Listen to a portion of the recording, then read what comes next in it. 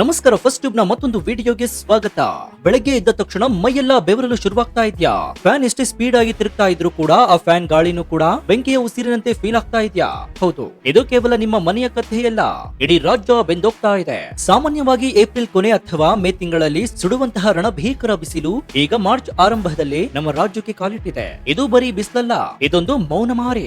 ಇಡೀ ಭೂಮಿಗೆ ಕಂಟಕವಾಗಿ ಪರಿಣಮಿಸ್ತಾ ಇರುವ ಈ ರಣ ಭಯಂಕರ ಹೀಟ್ ವೇವ್ ಈಗ ಕರ್ನಾಟಕದ ಬಾಗಿಲು ತಟ್ಟಿದೆ. ತಡ್ತಾ ಇಲ್ಲ, ಬಾಗಿಲನ್ನ ಮುರ್ಕೊಂಡು ಒಳನುಗ್ತಾ ಇದೆ. ನಮ್ಮ ಉತ್ತರ ಕರ್ನಾಟಕ ಅಕ್ಷರಶಃ ಸುಟ್ಟು ಕರಕಲಾಗ್ತಾ ಇದೆ. ಕರುನಾಡು ಬೆಂದು ಹೋಗ್ತಾ ಇದೆ. ಮುಂದಿನ 4 ದಿನ, ಹೌದು, ಕೇವಲ 4 ದಿನಗಳ ಕಾಲ ನೀವು ಮಾಡುವ ಒಂದು ಸಣ್ಣ ತಪ್ಪು ನಿಮ್ಮ ಜೀವಕ್ಕೆ ಕುತ್ತು ತರಬಹುದು. ಮಧ್ಯಾಹ್ನ ಮನೆಯಿಂದ ಹೊರಬರುವ ಮುನ್ನ 1000 ಬಾರಿ ಯೋಚನೆ ಮಾಡಿ ನೋಡಿ. ಯಾಕಂದ್ರೆ ಹೊರಗೆ ಕಾಯ್ತಾ ಇರೋದು ಗಾಳಿಯಲ್ಲ, ಬೆಂಕಿಯ ಜ್ವಾಲೆ. ಹಾಗಾದ್ರೆ ಮಾರ್ಚ್ ತಿಂಗಳಲ್ಲಿ ಮೇ ತಿಂಗಳ ನರಕ ಬಂದಿರೋದಾದ್ರೂ ಯಾಕೆ? ಹಾಗಾದ್ರೆ ಈ ವರ್ಷದ ಬೇಸಿಗೆ ಅಷ್ಟು ಭಯಾನಕವಾಗಿರುತ್ತಾ? ಕುಡಿಯೋದಕ್ಕೂ ನೀರಿಲ್ಲದೆ ಪರದಾಡುವ ಪರಿಸ್ಥಿತಿ ಬರುತ್ತಾ? ಅದ್ರಲ್ಲೂ ಉತ್ತರ ಕರ್ನಾಟಕದ ಹಲವು ಜಿಲ್ಲೆಗಳು ಈ ಹೀಟ್ ವೇವ್ ಗೆ ತತ್ತರಿಸಿ ಹೋಗ್ತಾ ಇದಾವೆ. ಹಾಗಾದ್ರೆ ಹಿಟ್ ಲಿಸ್ಟ್ ನಲ್ಲಿ ಯಾವೆಲ್ಲ ಜಿಲ್ಲೆಗಳು ಇವೆ? ನಿಮ್ಮೂರಿಗೂ ಗಂಡಾಂತರ ಕಾದಿದ್ಯಾ?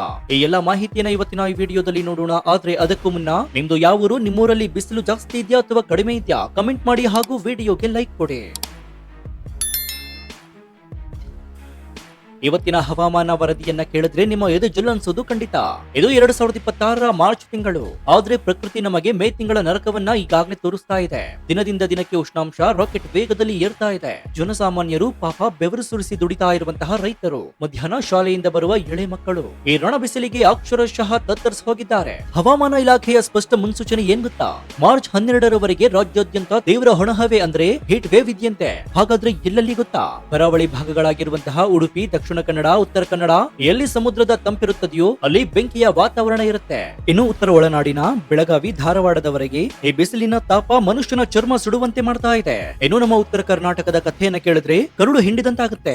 ರಾಯಚೂರು, ಕಲಬುರಗಿಯಲ್ಲಿ ಈಗಾಗಲೇ ಗರಿಷ್ಠ ತಾಪಮಾನ 37 ಡಿಗ್ರಿ ಸೆಲ್ಸಿಯಸ್ಗೆ ದಾಟಿದೆ. ವಿಜಯಪುರ, ಬಳ್ಳಾರಿ, ಹುಬ್ಬಳ್ಳಿ ಮತ್ತು ಬಾಗಲಕೋಟೆಯಲ್ಲಿ 36 ಡಿಗ್ರಿ ಉಷ್ಣಾಂಶ ಸುಡ್ತಾ ಇದೆ. ನೆನ್ಪಿಡಿ, ಇದು ಕೇವಲ ಮಾರ್ಚ್ ಮೊದಲ ವಾರದ ಕಥೆ. ಮುಂದಿನ ದಿನಗಳಲ್ಲಿ ಈ ಅಂಕಿಅಂಶ 40ರಿಂದ 42 ಡಿಗ್ರಿ ದಾಟಿದ್ರೆ ಆಶ್ಚರ್ಯವಿಲ್ಲ. ಭೂಮಿ ಅಕ್ಷರಶಃ ಒಲೆಯ ಮೇಲಿನ ಕಾವಲಿನಂತೆ ಕಾಯ್ತಾ ಇದೆ. ಇಷ್ಟು ಬಿಸಿಲಿದೆಯಲ್ಲ, ಸಂಜೆ ಗುಡುಗು ಸಹಿತ ಮಳೆಯಾಗಬಹುದಾ ಹೇಗಂತ ಆಕಾಶದ ಕಡೆ ನೋಡ್ತಾ ಇದ್ರೆ ಆ ಆಸೆಯನ್ನು ಈಗಾಗಲೇ ಕೈಬಿಡಿ. ಯಾಕಂದ್ರೆ ಹವಾಮಾನ ಇಲಾಖೆ ಖಡಕ್ ಆಗಿ ಹೇಳಿದೆ, ಮಾರ್ಚ್ 12ರವರೆಗೆ ರಾಜ್ಯದಲ್ಲಿ ಯಾವುದೇ ಮಳೆಯಾಗುವ ಮುನ್ಸೂಚನೆ ಇಲ್ಲ. ಅಷ್ಟು ದಿನಗಳ ಕಾಲ ಈ ರಣ ಭೀಕರ ಒಣಹವೆ ಮುಂದುವರೆಯಲಿದೆ. ಸದ್ಯಕ್ಕೆ ಕರ್ನಾಟಕದಲ್ಲಿ ಮಳೆಯಾಗುವ ಯಾವುದೇ ಲಕ್ಷಣಗಳೇ ಇಲ್ಲ. ಉತ್ತರ ಭಾರತದ ಕೆಲವು ಕಡೆ ಮಾತ್ರ ಚದುರಿದ ಮಳೆಯಾಗಬಹುದು. ಆದ್ರೆ ನಮಗೆ ಕಾದಿರುವುದು ಕೇವಲ ಬೆಂಕಿಯ ಮಳೆ. ಇದು ಕೇವಲ ಸೆಖೆಯಲ್ಲ, ಇದೊಂದು ಪ್ರಕೃತಿಯ ವಿಕೋಪ. ಈ ವಿಕೋಪ ಸದ್ದಿಲ್ಲದೆ ನಮ್ಮ ಮನೆಗಳಿಗೆ, ನಮ್ಮ ದೇಹದೊಳಗೆ ನುಗ್ತಾ ಇದೆ. ಇನ್ನು ಈ ಸುಡು ಬಿಸಿಲನ್ನ ನಿರ್ಲಕ್ಷ್ಯ ಮಾಡಿದ್ರೆ ಏನಾಗುತ್ತೆ ಗೊತ್ತಾ? ಇದು ನಿಮ್ಮನ್ನ ಕೇವಲ ಬೆವರುವಂತೆ ಮಾಡೋದಿಲ್ಲ, ಇದು ಜೀವಕೋಶಗಳನ್ನ ಒಣಗಿಸಿ ನಿಮ್ಮ ಅಂಗಾಂಗವನ್ನ ಸ್ತಬ್ಧ ಮಾಡುವ ಶಕ್ತಿಯನ್ನ ಈ ಹೀಟ್ ವೇವ್ ಗಳು ಹೊಂದಿವೆ. ಆರೋಗ್ಯ ಇಲಾಖೆ ಈಗಾಗಲೇ ರೆಡ್ ಅಲರ್ಟ್ ಅನ್ನ ಘೋಷಣೆ ಮಾಡಿದೆ. ಇಲ್ಲೊಂದು ನಿರ್ಜಲೀಕರಣ ಅಂದ್ರೆ ಸೈಲೆಂಟ್ ಕಿಲ್ಲರ್ ಕೂಡ ಇದೆ. ಬಿಸಿಲಲ್ಲಿ ನೀವು ನಿಂತಾಗ ನಿಮ್ಮ ದೇಹ ತನ್ನನ್ನ ತಾನು ತಂಪು ಮಾಡಿಕೊಳ್ಳಲು ವಿಪರೀತ ಬೆವರಲು ಶುರು ಮಾಡುತ್ತೆ. ದೇಹದಲ್ಲಿರುವಂತಹ ನೀರೆಲ್ಲ ಆವಿಯಾದಾಗ ರಕ್ತ ಮಂದವಾಗುತ್ತೆ. ಕಿಡ್ನಿಗಳಿಗೆ ರಕ್ತ ಪೂರೈಕೆ ಕಡಿಮೆಯಾಗಿ ಕೆಲವೇ ಗಂಟೆಗಳಲ್ಲಿ ಕಿಡ್ನಿ ಫೇಲ್ಯೂರ್ ಆಗುವ ಹಂತಕ್ಕೆ ಮನುಷ್ಯ ತಲುಪಬಹುದು. ಏನು ಸನ್ಸ್ಟ್ರೋಕ್, ಇದು ನೇರ ಮರಣ ಶಾಸನ.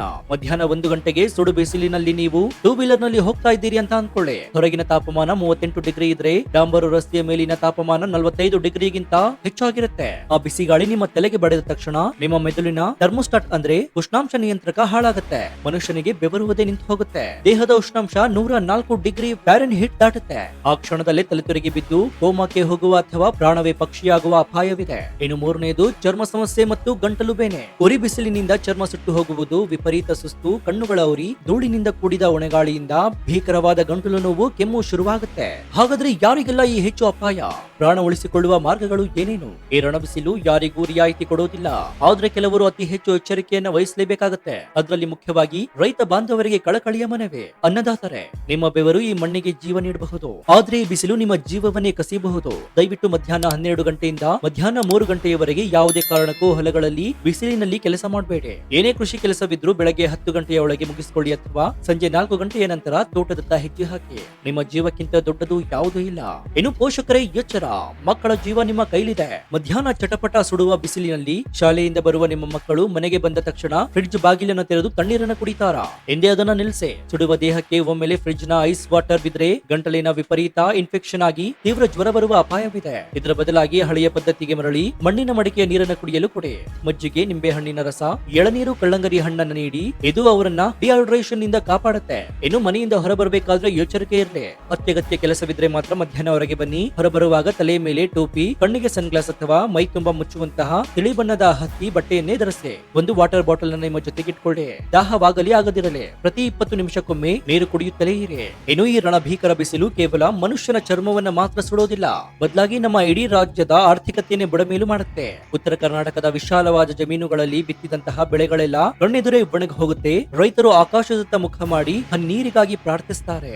ಆದ್ರೆ ಕರುಣೆ ಇಲ್ಲದ ಸೂರ್ಯ ತನ್ನ ಪ್ರಖರ ಕಿರಣಗಳಿಂದ ಭೂಮಿಯಲ್ಲಿರುವ ಕೊನೆಯ ಹನಿ ತೇವಾಂಶವನ್ನು ಕೂಡ ಹೀರಿಕೊಳ್ತಾ ಇರ್ತಾನೆ. ಅನ್ನದಾತನ ಬದುಕು ಈಗ ಅಕ್ಷರಶಃ ತ್ರಿಶಂಕು ಸ್ಥಿತಿಯಲ್ಲಿದೆ. ಬಿಸಿಲಿನ ಜಳಕ್ಕೆ ಜಾನುವಾರುಗಳಿಗೆ ಕುಡಿಯಲು ನೀರಿಲ್ಲ, ಮೇವು ಒಣಗಿ ಹೋಗ್ತಾ ಇವೆ. ಮೂಕ ಪ್ರಾಣಿಗಳು ದಾಹದಿಂದ ನಾಲಿಗೆ ಚಾಚಿಕೊಂಡು ಒದ್ದಾಡ್ತಾ ಇರುವ ದೃಶ್ಯಗಳು ಎಂಥವರ ಕರುಳನ್ನ ಕೂಡ ಹಿಂಡುತ್ತೆ. ಕೃಷಿ ನಾಶವಾದ್ರೆ ಕೇವಲ ರೈತನಿಗಷ್ಟೇ ಅಲ್ಲ, ಮಾರುಕಟ್ಟೆಯಲ್ಲಿ ತರಕಾರಿ, ಧಾನ್ಯ ಮತ್ತು ಹಣ್ಣುಗಳ ಬೆಲೆ ಗಗನಕ್ಕೇರುತ್ತೆ. ಸಾಮಾನ್ಯ ಹಳ್ಳಿಗಳಿಂದ ಹಿಡಿದು ಮಹಾನಗರಗಳವರೆಗೂ ಕೂಡ ಈ ಬಿಸಿಲಿನ ಆರ್ಥಿಕ ಬಿಸಿ ಪ್ರತಿಯೊಬ್ಬರಿಗೂ ಕೂಡ ತಟ್ಟುತ್ತೆ. ಇದು ಕೇವಲ ಆರಂಭವಷ್ಟೇ. ಮುಂದಿನ ದಿನಗಳಲ್ಲಿ ಆಹಾರದ ಅಭಾವ ಎದುರಾದ್ರೂ ಕೂಡ ಅಚ್ಚರಿಯಿಲ್ಲ.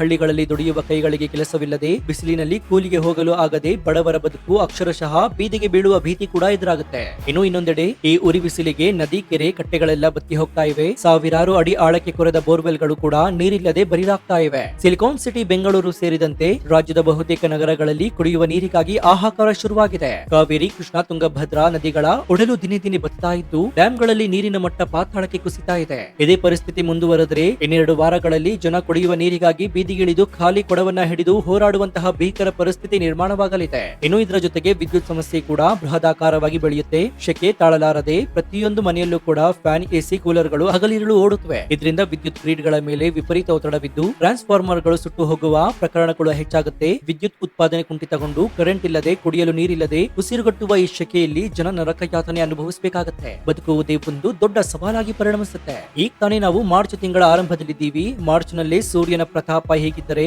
ಇನ್ನು ನಿಜವಾದ ಬೇಸಿಗೆ ಕಾಲದ ಏಪ್ರಿಲ್ ಮತ್ತು ಮೇ ತಿಂಗಳಲ್ಲಿ ಈ ರಾಜ್ಯದ ಪರಿಸ್ಥಿತಿ ಏನಾಗಬಹುದು ಅಂತ ಊಹೆ ಮಾಡಿ ನೋಡಿದ್ರೆ ಎದೆ ಜಲ್ ಅನ್ಸುತ್ತೆ. ಹವಾಮಾನ ತಜ್ಞರ ಪ್ರಕಾರ ಮುಂಬರುವ ದಿನಗಳಲ್ಲಿ ತಾಪಮಾನ 42ರಿಂದ 45 ಡಿಗ್ರಿ ಸೆಲ್ಸಿಯಸ್ ಗಡಿ ದಾಟಿದ್ರೂ ಕೂಡ ಆಶ್ಚರ್ಯ ಪಡಬೇಕಾಗಿಲ್ಲ. ಈ ಸಮಯದಲ್ಲಿ ಮಧ್ಯಾಹ್ನ ಮನೆಯಿಂದ ಹೊರಗೆ ಬರುವುದೇ ಒಂದು ದೊಡ್ಡ ಸಾಹಸವಾಗಬಹುದು. ಇಡೀ ವಾತಾವರಣ ಒಂದು ದೊಡ್ಡ ಓವನ್ ಅಂತೆ ಕಾಯುತ್ತೆ. ಪ್ರಕೃತಿಯ ಈ ಮುನಿಸಿಗೆ ನಾವೇ ಕಾರಣ ಎನ್ನುವುದನ್ನ ನಾವು ಮರಿಬಾರದು. ನಾವೇ ಮರಗಳನ್ನ ಕಡಿದು, ಕೆರೆಗಳನ್ನ ಮುಚ್ಚಿ, ಕಾಂಕ್ರೀಟ್ ಕಾಡುಗಳನ್ನ ಬೆಳೆಸಿ ಪರಿಸರವನ್ನ ನಾಶ ಮಾಡಿದರ ಕರಾಳ ಪ್ರತಿಫಲವಾಗಿ ಈಗ ನಾವು ಇದನ್ನು ಉಣ್ತಾ ಇದ್ದೇವೆ. ಇನ್ನಾದ್ರೂ ನಾವು ಎಚ್ಚೆತ್ತುಕೊಳ್ಳದೇ ಇದ್ರೆ ಮುಂದೊಂದು ದಿನ ಈ ಭೂಮಿ ಮನುಷ್ಯನ ವಾಸಕ್ಕೆ ಯೋಗ್ಯವಲ್ಲದ ಸುಡುವ ಬೆಂಕಿಯ ಉಂಡೆಯಾಗಿ ಬದಲಾಗುವುದರಲ್ಲಿ ಆಶ್ಚರ್ಯವಿಲ್ಲ. ಈ ಭೀಕರ ಹೀಟ್ ವೇವ್ ವಿರುದ್ಧ ಹೋರಾಡಲು ನಮ್ಮಲ್ಲಿರುವಂತಹ ಏಕೈಕ ಅಸ್ತ್ರ ಅಂದ್ರೆ ಅದು ಎಚ್ಚರಿಕೆ. ದಯವಿಟ್ಟು ಪರಿಸರವನ್ನ ಉಳಿಸುವ ಬಗ್ಗೆ ಯೋಚನೆ ಮಾಡಿ. ಈ ಕಠಿಣ ಪರಿಸ್ಥಿತಿಯಲ್ಲಿ ನಿಮ್ಮ ಹಾಗೂ ನಿಮ್ಮ ಕುಟುಂಬದ ಆರೋಗ್ಯದ ಕಡೆ ಹೆಚ್ಚು ಗಮನವನ್ನ ಹರಿಸಿ. ಜೀವವಿದ್ರೆ ಮಾತ್ರ ಜೀವನ. ಜಾಗರೂಕರಾಗಿರಿ, ಸುರಕ್ಷಿತವಾಗಿರಿ. ಸೊ ಈ ಬಗ್ಗೆ ನಿಮ್ಮ ಅಭಿಪ್ರಾಯ ಏನು ಅಂತ ಕಮೆಂಟ್ ಮಾಡಿ ಹಾಗೂ ವಿಡಿಯೋಗೆ ಲೈಕ್ ಕೊಡಿ. ಜೊತೆಗೆ ನೀವು ಇನ್ನೂ ನಮ್ಮ ಚಾನೆಲ್ ಅನ್ನು ಸಬ್ಸ್ಕ್ರೈಬ್ ಮಾಡ್ಕೊಂಡಿಲ್ಲ ಅಂದ್ರೆ ಈ ಕೂಡಲೇ ಸಬ್ಸ್ಕ್ರೈಬ್ ಮಾಡಿಕೊಂಡು ಪಕ್ಕದಲ್ಲಿರುವಂತಹ ಬೆಲ್ ಐಕಾನ್ ಅನ್ನು ಪ್ರೆಸ್ ಮಾಡಿ. ಇದರಿಂದ ನಾವು ಹಾಕುವ ಹೊಸ ವಿಡಿಯೋಗಳ ನೋಟಿಫಿಕೇಶನ್ ಮೊದಲು ನಿಮಗೆ ಸಿಗುತ್ತೆ. ಇನ್ನು ನಮ್ಮ ಚಾನೆಲ್ ನಲ್ಲಿ ಇಂತಹ ಅನೇಕ ಕುತೂಹಲಕಾರಿ ವಿಡಿಯೋಗಳು ಇವೆ, ಅವುಗಳನ್ನು ನೋಡಿ ಪ್ರೋತ್ಸಾಹಿಸಿ. ಇದಾಗಿತ್ತು ಈ ಕ್ಷಣದ ವಿಶೇಷ. ನೋಡ್ತಾ ಇರಿ ಫಸ್ಟ್ ಕನ್ನಡ. ಧನ್ಯವಾದ.